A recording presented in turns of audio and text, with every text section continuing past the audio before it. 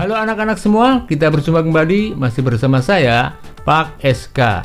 Bagaimana kabar kalian? Semoga kita semua selalu dalam keadaan sehat, kalian tetap semangat, selalu ceria dan terhindar dari wabah virus yang sedang melanda dunia. Hari ini kita akan belajar tema 4, subtema 2, pembelajaran ke-6. Untuk itu siapkan buku dan alat tulis kalian. Namun sebelum pembelajaran kita mulai, marilah kita berdoa menurut agama dan kepercayaan masing-masing. Semoga pembelajaran hari ini bisa berjalan lancar dan menjadi ilmu yang bermanfaat. Sekarang perhatikan tayangan berikut ini. 3 cara penyampaian pesan moral dalam karya fiksi. 1. Menggunakan tokoh dalam cerita. Pesan moral disampaikan melalui tokoh-tokoh dalam cerita, sehingga setiap tokoh menggambarkan nilai-nilai tertentu. 2. Menggunakan dialog antar tokoh. 3. Menggunakan jalinan cerita. Cara lain untuk menyampaikan pesan moral adalah melalui jalan cerita itu sendiri. Penulis hanya bercerita, jalan cerita itu sendirilah yang akan berbicara kepada pembacanya. Memberi komentar terhadap suatu cerita. Komentar adalah tanggapan yang ditujukan kepada karya seseorang yang tujuannya hanya untuk menerangkan atau menjelaskan dari karya seseorang tersebut. Memberikan komentar terhadap sesuatu persoalan tidak hanya asal. Komentar hanya bisa disampaikan bila sudah didapatkan informasi yang lengkap dari persoalan tersebut. Tidak hanya itu, komentar hanya bisa disampaikan bila mempunyai alasan-alasan yang logis atau masuk di akal. Jika dilihat dari cara penyampaiannya, komentar dibagi 2 macam, yaitu komentar secara lisan dan komentar secara tertulis. Jika dilihat dari jenisnya, macam-macam komentar dibagi menjadi 3, antara lain: 1. Pujian. Pujian merupakan sesuatu pengakuan dari seseorang atas kelebihan atau kebaikan dari suatu karya. Pujian adalah suatu penghargaan dari si pemuji terhadap orang yang dipuji atas karyanya. 2. Saran. Saran merupakan pendapat dari seseorang mengenai karya yang dibuat oleh seseorang. Saran berisikan tentang usulan-usulan dari seseorang yang perlu dipikirkan atau dipertimbangkan lagi. 3. Kritik. Kritik tidak jauh berbeda dengan saran. Kritik merupakan pendapat mengenai baik buruknya suatu karya seseorang yang perlu dipertimbangkan atau dipikirkan lagi oleh pembuatnya. Kritik digunakan untuk mengungkapkan suatu ketidaksetujuan yang mengacu atau mengarah pada sesuatu yang lebih baik dan benar.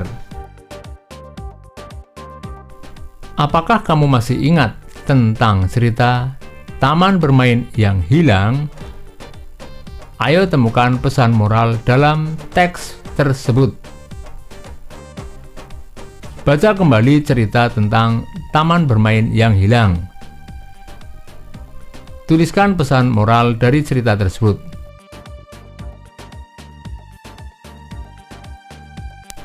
Tukarkan pesan moral yang telah kamu tulis dengan teman dan berilah komentar tentang pesan moral tersebut.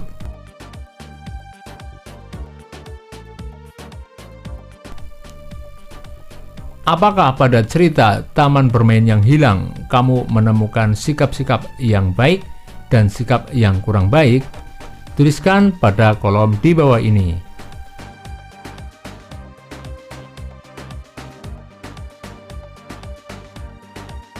Apakah kamu sering menemukan sikap yang baik dan sikap yang tidak baik di sekitarmu? Tuliskan pada diagram berikut.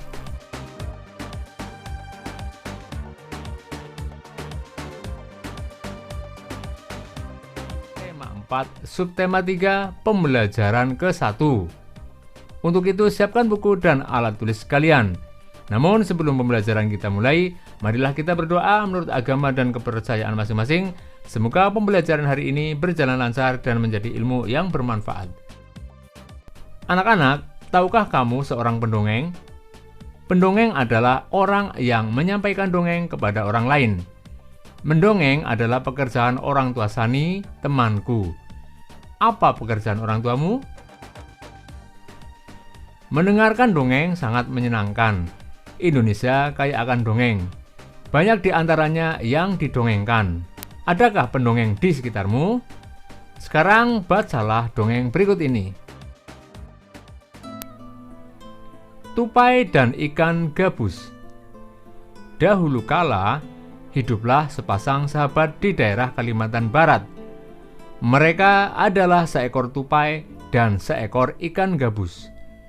Setiap hari, mereka melakukan kegiatan bersama, mencari makan, bermain, bahkan mengunjungi tempat-tempat baru selalu dilakukan bersama. Suatu hari, tupai tidak melihat gabus, sahabatnya. Ia mencarinya ke tempat biasa gabus tinggal. Saat bertemu, tupai sangat kaget. Gabus terlihat lesu. Ternyata ia sedang sakit. Tupai sangat sedih.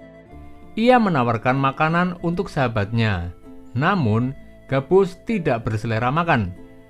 Gabus hanya menginginkan satu jenis makanan yang diyakininya dapat menyembuhkan penyakitnya. Tupai berjanji akan mencari demi sahabatnya. Setelah gabus mengatakan makanan yang dapat menyembuhkan penyakitnya, tupai sangat kaget. Ia harus mencari hati ikan hiu. Ikan hiu sangat ganas.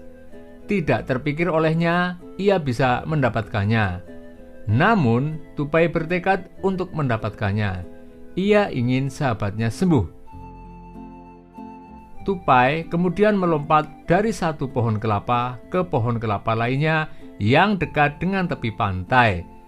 Saat menemukannya, ia melubangi satu kelapa dan membiarkan airnya habis. Kemudian sang tupai masuk ke dalam kelapa.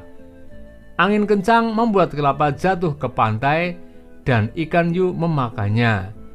Di dalam perut ikan, tupai kemudian keluar dari kelapa dan menggigit hati ikan hiu.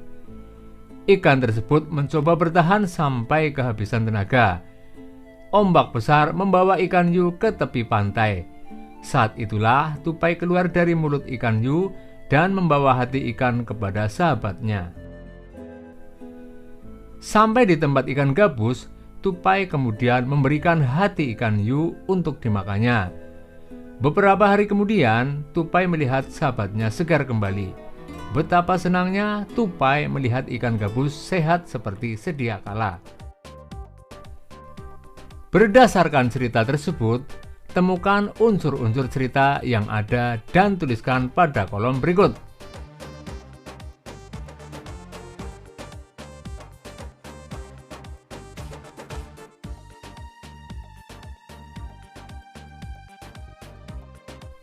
Bagaimana pendapatmu tentang cerita tersebut?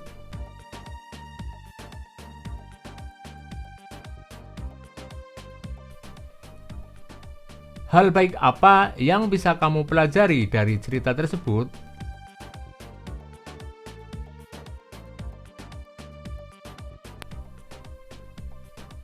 Anak-anak, tahukah kamu dalam bercerita, pendongeng sering menggunakan wayang yang terbuat dari kayu.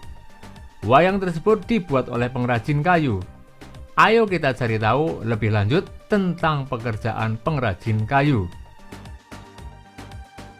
Dayu mempunyai teman yang bernama Beni. Pekerjaan ayah adalah pengrajin kayu. Mau tahu apa saja yang dilakukannya? Ini cerita Beni. Pekerjaan ayahku adalah pengrajin kayu.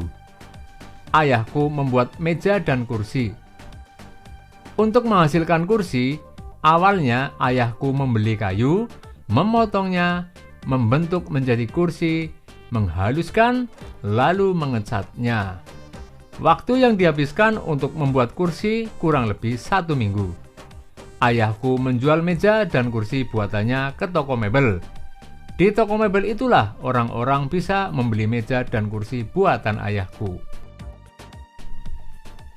Berdasarkan teks, jawablah pertanyaan berikut. 1. Produk apa yang dihasilkan oleh ayah Beni?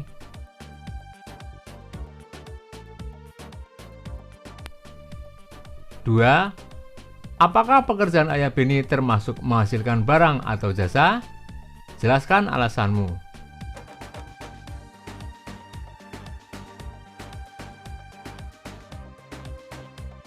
Anak-anak, sumber daya alam yang digunakan oleh ayahku adalah kayu. Dari manakah kayu berasal? Apakah kayu tersebut dapat diperbarui? Berikut adalah proses pengolahan kayu menjadi meja dan kursi.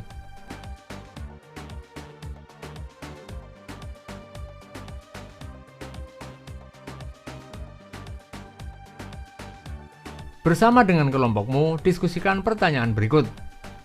Jelaskan proses yang terjadi sehingga meja dan kursi bisa sampai di rumahmu. Profesi apa saja yang terlibat agar meja dan kursi sampai di rumahmu?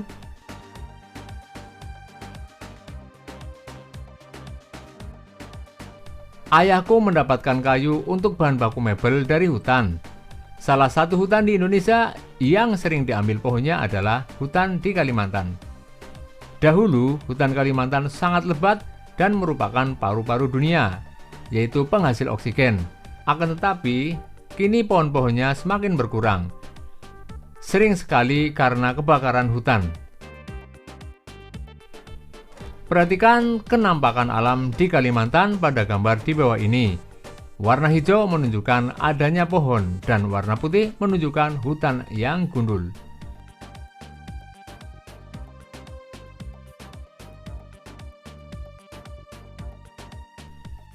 Menurutmu, bagaimana perkembangan pohon yang ada di hutan Kalimantan dari tahun ke tahun? Diskusikan hasilnya dengan teman kamu.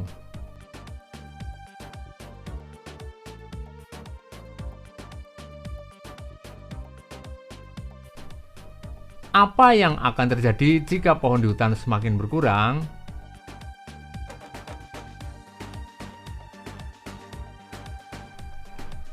Apa yang harus kita lakukan untuk menjaga kelestarian hutan?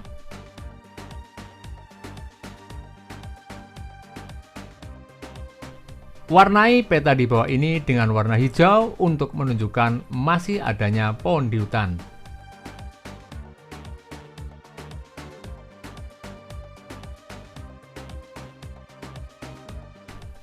Demikianlah pembelajaran hari ini anak-anak.